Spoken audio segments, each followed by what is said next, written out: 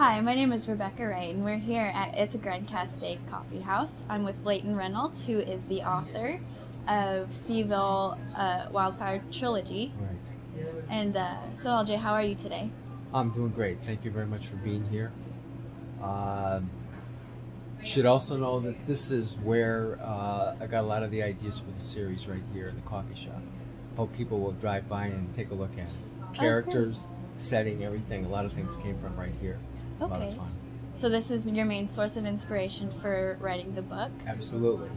That and the fact that in 2007 I was evacuated from my house because of a wildfire. And I don't know if people around the world know, but California gets a lot of wildfires. In 2003, if you were looking at a satellite photo from outer space, California was nothing but a smoke, an area of just smoke. It was a cloud of smoke all over the place. Very interesting. Very interesting. And 2003 also was the largest wildfire in California, San Diego County. I think we had 7 or 8 wildfires, including up here. Wow. 2007, we got evacuated from our home. 2008, the trailer park in Sylmar burned to the ground. And it was quite a sight to see that. And then in 2009, we had the station fire, which was the size of the city of Chicago, right over the mountain here. So my goodness.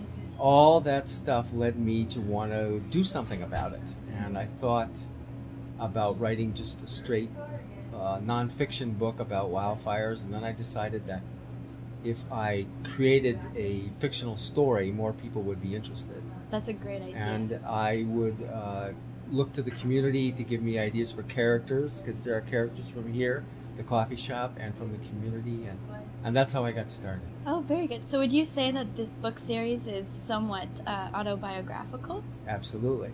It's fiction, but there's an awful lot of nonfiction based on patients that I've had over the years, research I did with the arson investigators in Los Angeles County that were very helpful to me.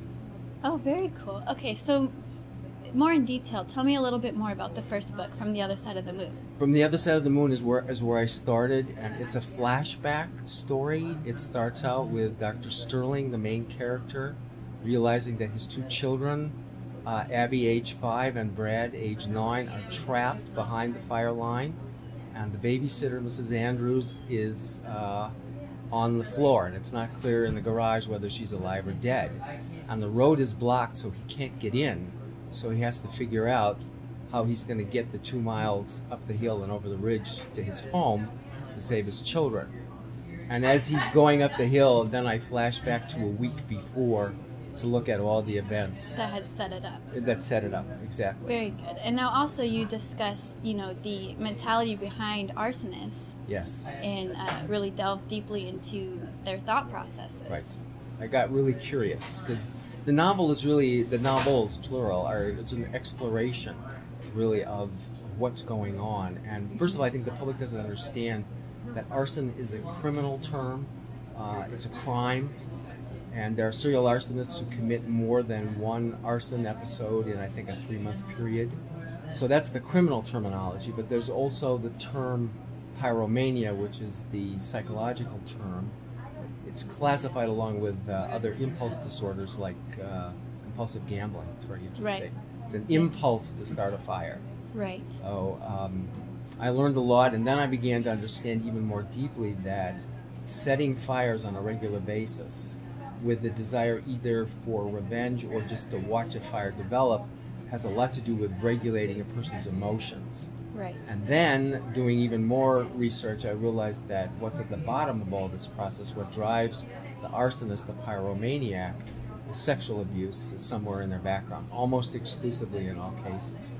So, and this is hard to get at. Arsonists are hard to find.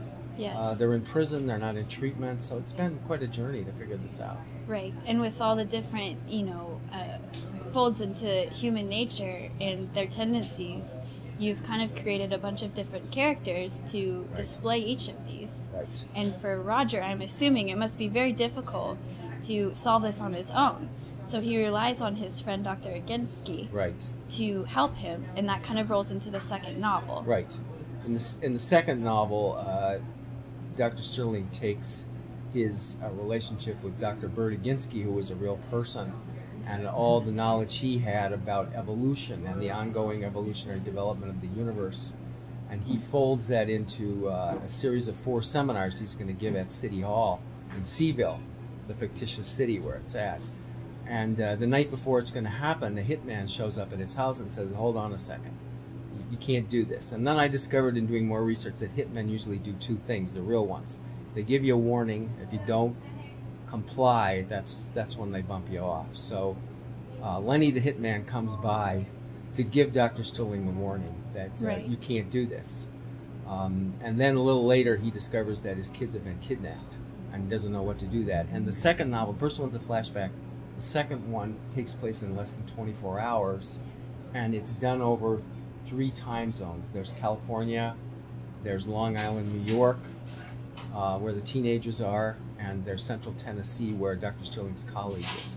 And each one of them, I had to work really hard to synchronize this and kind of explore the whole idea of synchronicity, how it really works. Right. And it was hard. It was hard to draw it all together. So there's a timeline through the story. It's 10:15 in Central Tennessee, and that means it's 11:15 in Long Island, right, and it's 8:15 in California. Sounds like a very fast-paced and interesting novel. Yeah, it is. Very fast-paced. And what should we look forward to? There's a 3rd and maybe a 4th one coming out, and I've started on the 3rd one already. Its tentative title is What's Behind the Moon, because it's going to be more revealing. I mean, why would anybody send a hitman to Dr. Sterling over an obscure seminar about Dr. Oginski's work? What's that about? Why do children need to be kidnapped? And what's all the other stuff that he runs into during the night that he finds? So it's a revealing thing. And I don't know if I can tell the whole story. I'm not even sure yet where it's going to end. Right. I haven't figured it out yet. But there'll be a 3rd book for sure, probably a 4th. I've thought about a 5th. I don't know. Wow, that's great. And now where can we find these books to purchase? You can find these books. I think the easiest place to get it is Amazon.com. Mm-hmm. They're the quickest people. I didn't even know it when I started publishing, that Amazon prints their own books. So they don't have to keep them on stock. They just get the order, print it up, and send it out to you. So it's Amazon.com, Borders, and Barnes & Noble also have it online. And my publisher, iUniverse, has it. Oh, great. That's awesome. Well, thank you so much for talking with us. And thank you again for being willing to do the YouTube video. Thank you very much, Rebecca, for all the help that you've given me, and a great thanks to the Johnson family for helping us put this together. Oh yeah, I really look forward to seeing the 2nd book. Coming out, I hope, probably March or April. Okay, very good. It's in the proof stage right now.